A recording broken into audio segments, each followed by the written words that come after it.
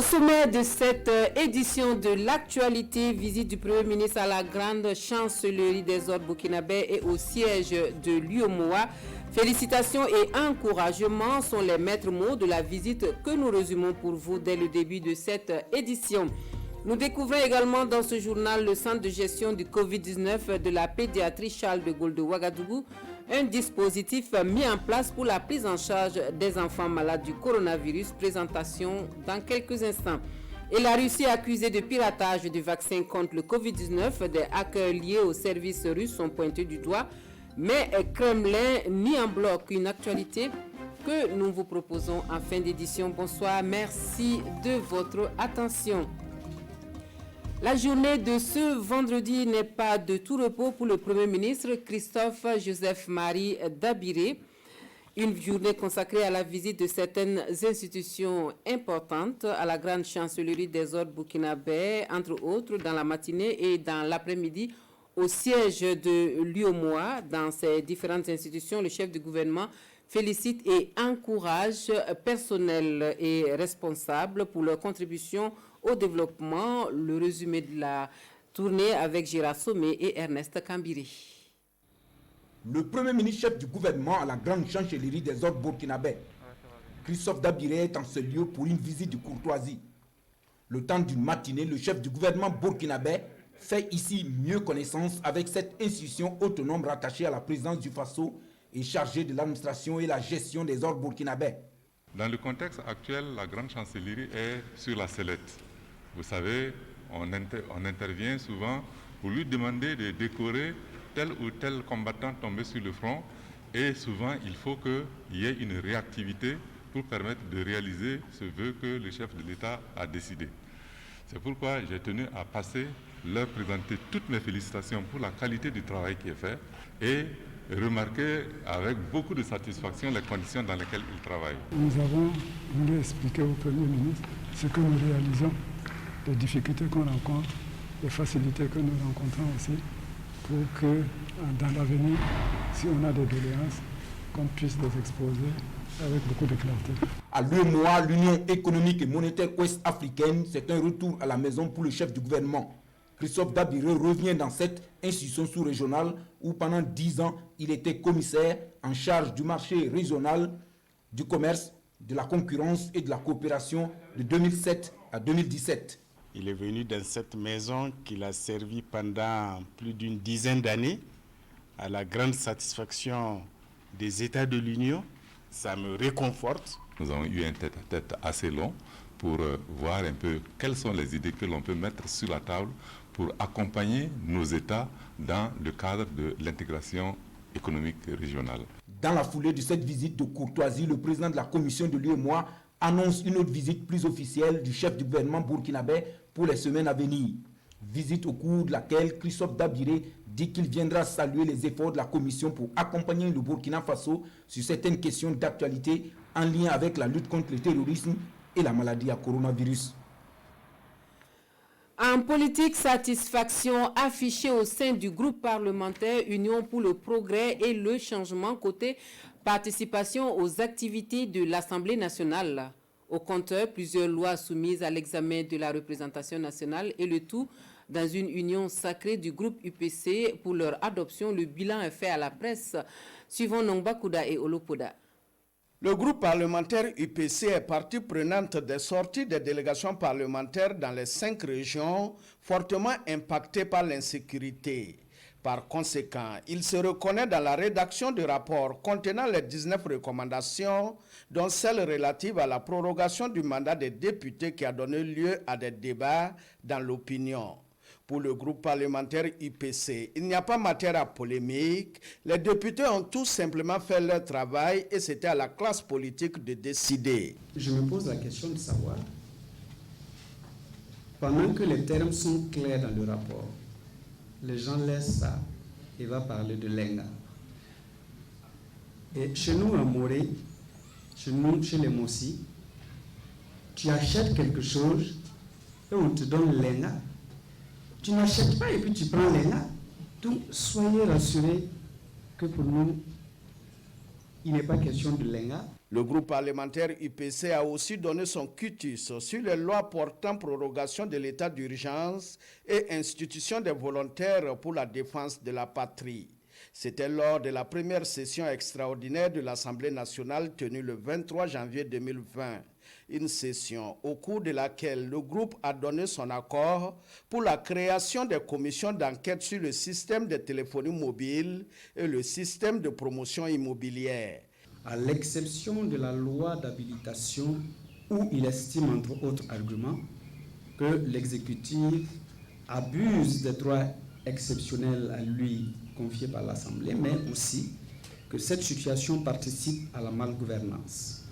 Leur participation à la première session ordinaire de l'année 2020 a été couronnée par des oui qui ont permis à l'Assemblée nationale d'examiner 24 projets de loi, dont 23 ratifications et un projet de loi portant création du tribunal de grande instance de Ouaga 2. Pour le groupe parlementaire UPC, le bilan à mi-parcours de l'année 2020 dressé ce jour conforte sa position de toujours œuvrer pour une Assemblée nationale efficace au service du peuple burkinabé. Et côté emploi, le taux de chômage reste élevé au sein de la jeunesse burkinabé et des femmes, et cela malgré les efforts du gouvernement à travers les différents fonds nationaux. La problématique fait l'objet d'échanges à Koudougou en vue de trouver des solutions. L'évaluation se mène par les élus du Sanguier et du Boulitiemde. Plus de précisions avec Jean-Eudes Bayala et Maïmouna Traori. Employabilité des femmes et des jeunes dans la région du centre-ouest. Le taux de chômage au sein de ces groupes cibles interpelle les députés du Boulitiemde et du Sanguier. Ils ont alors initié cette rencontre avec les représentants des jeunes et des femmes des deux provinces pour ensemble évaluer la mise en œuvre des politiques d'emploi des jeunes et des femmes dans cette région. Une tribune pour apprécier l'efficacité des fonds initiés pour résoudre la problématique du chômage. L'État met des moyens pour essayer de résorber la problématique, mais il faut dire qu'il y a encore du chemin à faire. Souvent, les jeunes ne sont pas très bien préparés à l'auto-emploi. Et il y a lieu, effectivement, que ce libéralisme-là soit accordé aux jeunes et que les jeunes même prennent conscience que leur salut aussi réside à ce niveau-là. Et au niveau des femmes, nous avons eu l'occasion de constater par endroits que les fonds qui leur sont alloués sont pratiquement, j'allais dire, des perfusions qui sont accrochées, qui ne leur apportent pas vraiment l'autonomisation souhaitée.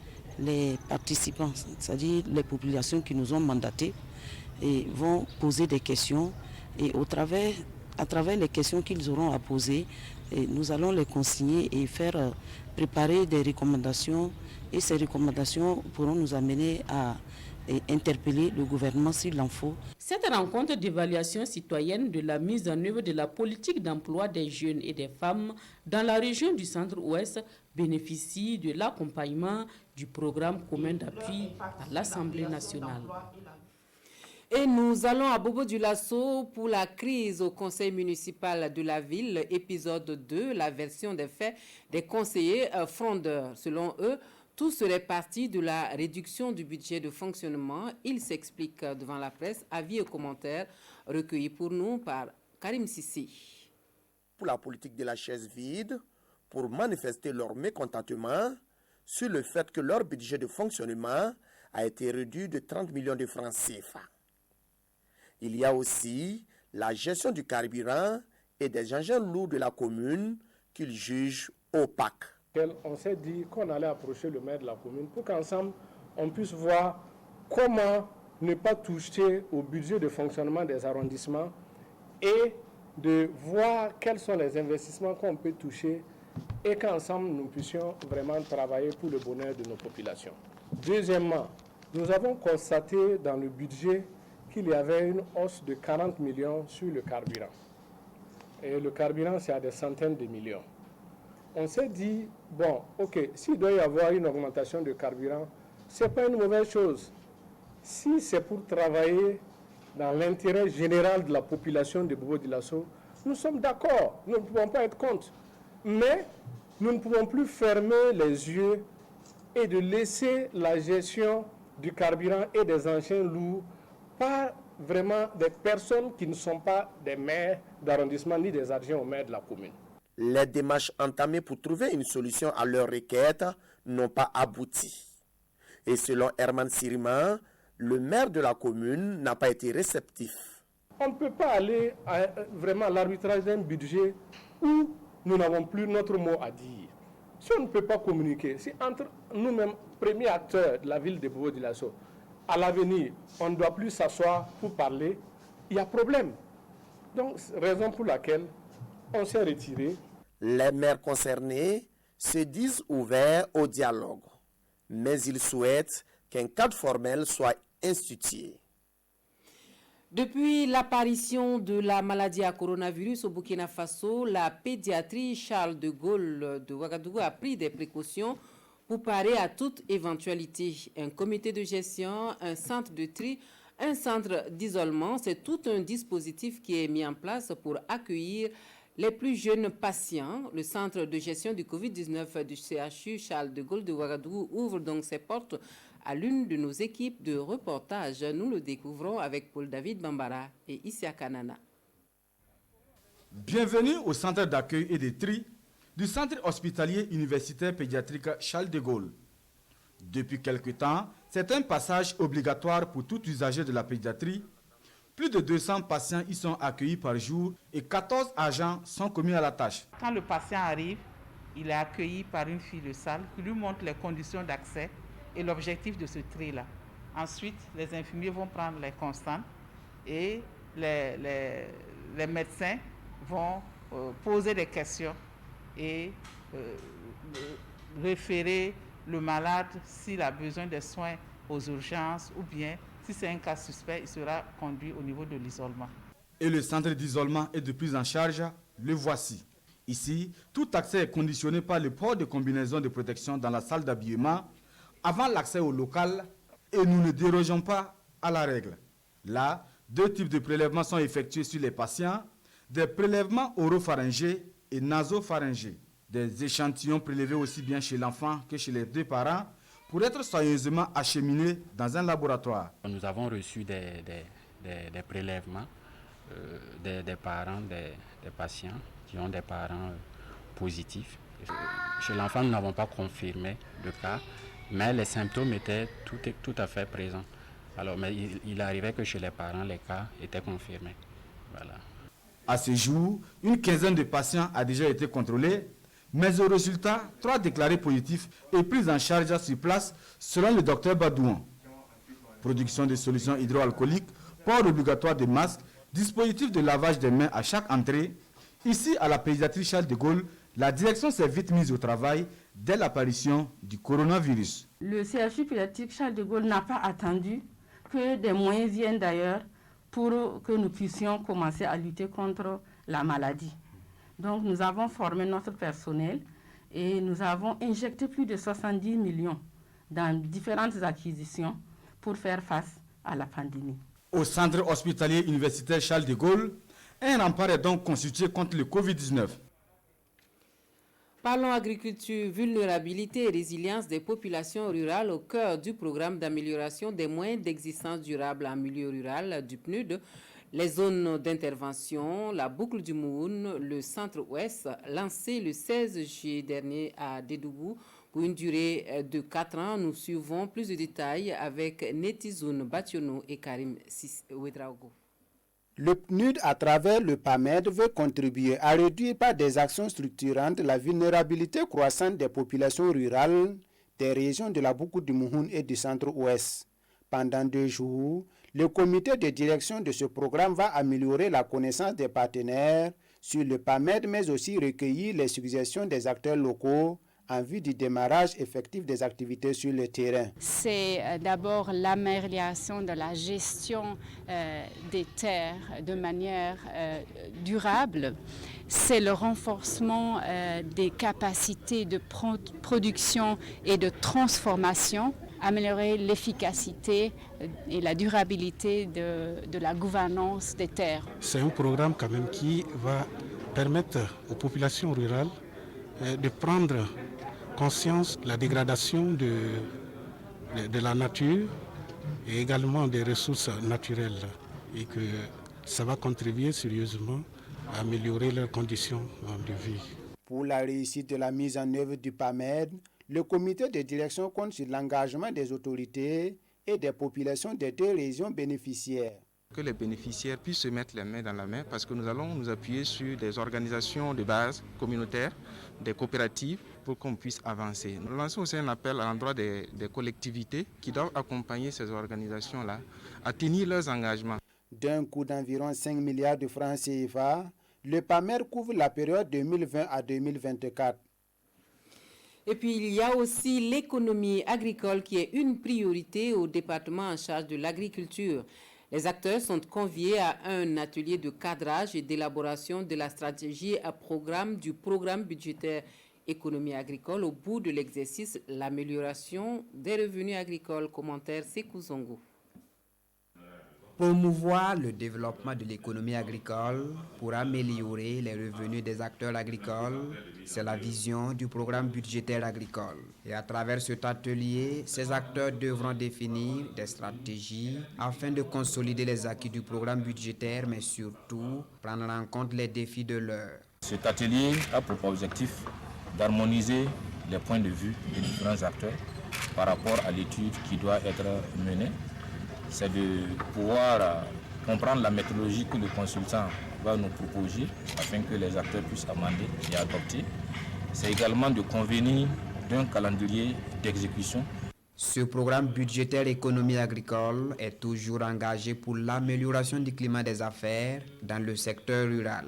Et depuis 2017, en plus du cours d'investissement agricole, d'autres initiatives sont en cours en vue de moderniser l'agriculture burkinabé. En plus du cours d'investissement agricole, il y a un mécanisme d'assurance agricole qui est en cours d'être justement adopté. Si ce mécanisme fonctionne bien, le paysan pourrait maintenant garantir en réalité son stock pour pouvoir accéder au crédit. La Direction générale de la promotion de l'économie rurale est la structure qui pilote le cadre de l'élaboration de la stratégie programme budgétaire économie agricole. Il est attendu de ces acteurs à l'issue de la rencontre un document de belle facture pour le bien du monde agricole. Et le Burkina Faso qui met désormais la barre aux questions qualité des produits made in Burkina pour faire face à la concurrence et conquérir le marché international. L'infrastructure qualité devient alors indispensable, un concept qui n'est pas forcément clair dans les esprits, d'où cette communication organisée par les responsables du département en charge du commerce. Nongba Kouda Oumoussissé suivent les échanges pour nous. Faire des produits made in Burkina des produits compétitifs tant sur le marché national qu'international, l'ambition est du ministère en charge du commerce. Il encourage ainsi les entreprises à se tourner vers les certifications qui accordent une réputation à différents produits comme les eaux minérales, les huiles alimentaires, le miel et bien d'autres. Dans cette politique, l'initiative 100 produits certifiés est lancée. Et actuellement, 315 produits de plus de 190 entreprises sont en phase d'évaluation. Si vous avez la norme NBL qui a posé, vous êtes sûr que c'est bien certifié, vous n'hésitez pas. Le retour de l'investissement là, il est assez rapide si je parlais donc en termes d'augmentation de la clientèle de ceux qui achètent. Parce que c'est un moyen énorme de communication, de marketing. Cependant, une lenteur est observée dans les démarches pour la certification. Et pour accélérer le processus, le ministère du Commerce songe déjà à des perspectives. Nous travaillons à augmenter nos capacités en matière d'analyse avec le projet de construction d'un grand laboratoire pour l'Avenor, mais aussi le renforcement des laboratoires existants. Je pense que le renforcement du laboratoire national de santé publique, c'est quelque chose qui est totalement envisagé au niveau du ministère de la Santé. Le renforcement des capacités du laboratoire textile de l'armée est quelque chose qui est en perspective. Et pour aider les entreprises dans la promotion des produits certifiés, le département de Harouna Kaboré a signé un partenariat avec l'Association des marketeurs du Burkina. Objectif, élaborer des stratégies pour une meilleure valorisation de ces produits. Réconciliation et cohésion nationale à présent avec la tournée du Haut Conseil pour la réconciliation et l'unité nationale. La délégation conduite par Léandre Bassolé partage sa vision du processus de réconciliation avec les notabilités coutumières et traditionnelles Agawa. Avec le chef de canton de la ville, les échanges portent également sur les prochaines élections. Le point de cette étape avec Elvis Tuna et Romial Patrice Toé. Le Haut Conseil pour la réconciliation nationale chez les chefs de canton de Gawa. Au cœur des échanges, la paix et la cohésion sociale au Burkina Faso. Nous avons saisi cette opportunité aussi pour partager avec lui un peu nos préoccupations quant à la période électorale.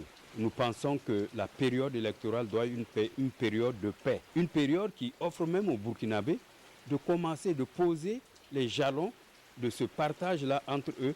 Le Burkina Faso vit des situations difficiles de nos jours. Et pour les autorités coutumières de Gawa, la démarche du H-Kroun est à saluer à sa juste valeur. Yari Oussé est convaincu que toutes les communautés vivant au Burkina Faso constituent une seule et même famille. Il n'y a pas de différence entre nous. Nous ne devons pas aujourd'hui dire un tel est de telle ethnie qu'il n'est pas parent. Donc nous sommes tous pareils. Nous devons nous tolérer. Si on s'est bagarré, on doit laisser tomber. Donc nous devons axer notre amour dans toutes les directions, en aimant notre pays sincèrement. Cette démarche de rencontrer les autorités coutumières et traditionnelles va se poursuivre dans d'autres contrées du pays. Les messagers de la réconciliation nationale et de la paix auront à échanger également avec les religieux et les syndicats sur la même problématique. Protection de l'enfance. La ministre en charge de l'action humanitaire est à Bobo Dioulasso pour parler retrait des enfants en situation de rue avec les chefs religieux et coutumiers. Le but de l'opération étant de donner une seconde chance à ces enfants. Laurence Ilboudo Marshall sollicite l'accompagnement des leaders pour la réussite de l'opération Asia. Manekahien Ali Traori. Dans un mois, la ministre en charge de l'action humanitaire va lancer à Bobo Dioulasso la campagne de retrait des enfants en situation de rue. Mais avant, elle a besoin de l'accompagnement et des bénédictions des coutumiers religieux pour mener à bien sa mission. Accompagnée de ses plus proches collaborateurs donc, Marie-Laurence Ilboudo Marshall s'est rendue à la chefferie de canton de Bobo et chez les communautés Peul et Djoula. En termes d'engagement, et le chef ainsi que toute sa suite, en tout cas, ont promis donc d'œuvrer, en tout cas tant que faire se peut, pour en fait la réussite de cette mission. Le même engagement a été pris par l'Église catholique et la Fédération des églises et missions évangéliques qui ont aussi reçu la visite de la ministre. Nous sommes tous prêts à nous engager, à accompagner le ministère dans ce domaine parce que ces enfants qui sont en situation de rue ont vraiment besoin d'être encadrés. Ce soutien réconforte la première responsable en charge de cette action, une action qui permettra de retirer près de 5000 enfants de la rue sur le plan national. Avec la capitalisation de la mise en œuvre de ce projet à Ouagadougou, Bobo sera plus vite aguerri et plus vite opérationnel. Et nous pensons vraiment atteindre nos objectifs. Avant toute action sur le terrain, la ministre en charge de l'action humanitaire privilégie la sensibilisation. Car selon elle, la réussite de ce projet passe nécessairement par l'adhésion de la population. Et puis, un appui financier qui tombe à pic pour la Commission nationale des droits humains qui pourrait répondre plus efficacement aux nombreuses sollicitations dont elle fait l'objet depuis quelques temps. L'Union européenne met à la disposition de la CNDH plus de 160 millions de francs CFA. Le contrat de subvention est signé en présence de Bernard Combelem et Pascal Canet. 162 millions de francs CFA sur 2 ans pour permettre à la Commission nationale des droits humains d'être plus réactive. Un soutien de l'Union européenne qui tombe à pic au moment où la Commission nationale des droits humains est interpellée de part et d'autre par des mouvements et associations sur des cas de violation des droits humains. Obtenir donc l'accompagnement de l'Union européenne à cette étape donc de notre mandat, donc à mi-mandat, nous permettra donc de répondre aux attentes donc des populations dans divers domaines. Et comme vous le savez, le contexte actuel est tel que et les violations donc, des droits humains sont au quotidien et criardes. Avant de signer le contrat de subvention, les chargés d'affaires de l'Union européenne saluent les efforts du gouvernement dans un contexte difficile.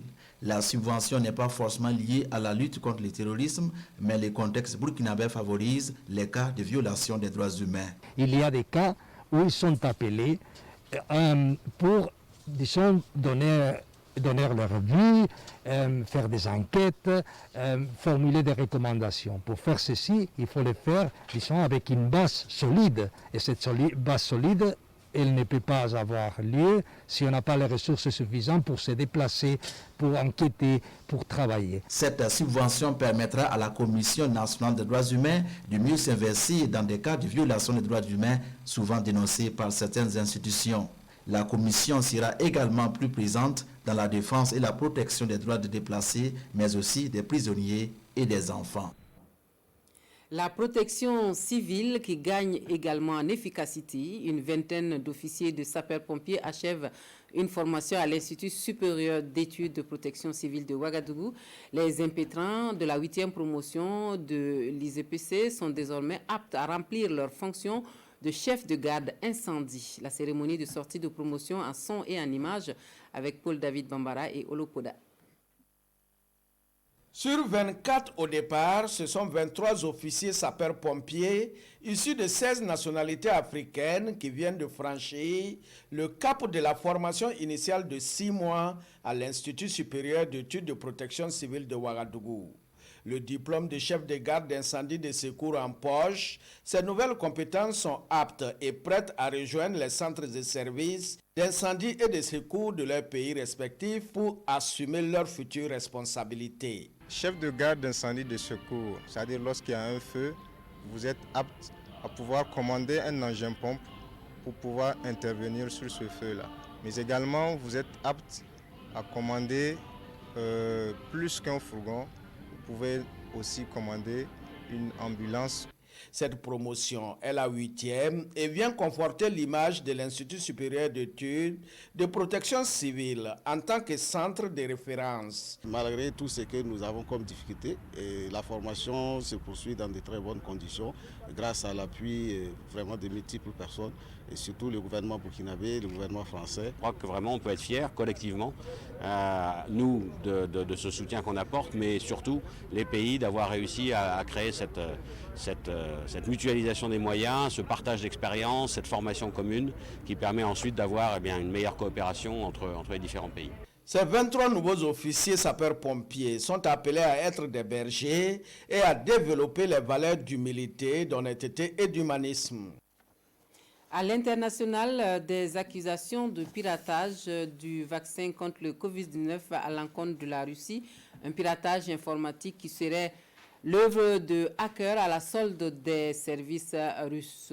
Kremlin nie les faits, mais les Américains et les Britanniques persistent.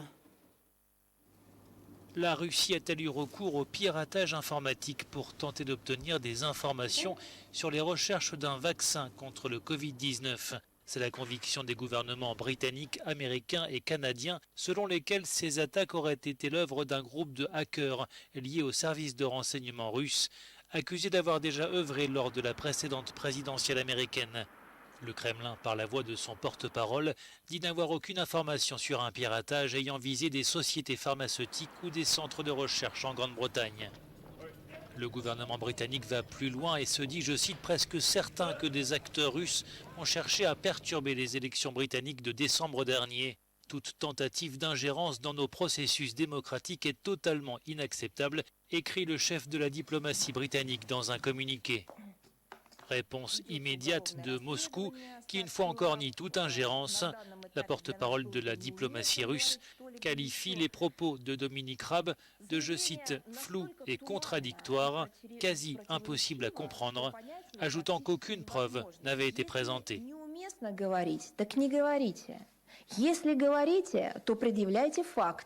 Les dernières élections britanniques avaient sacré Boris Johnson et les partisans du Brexit.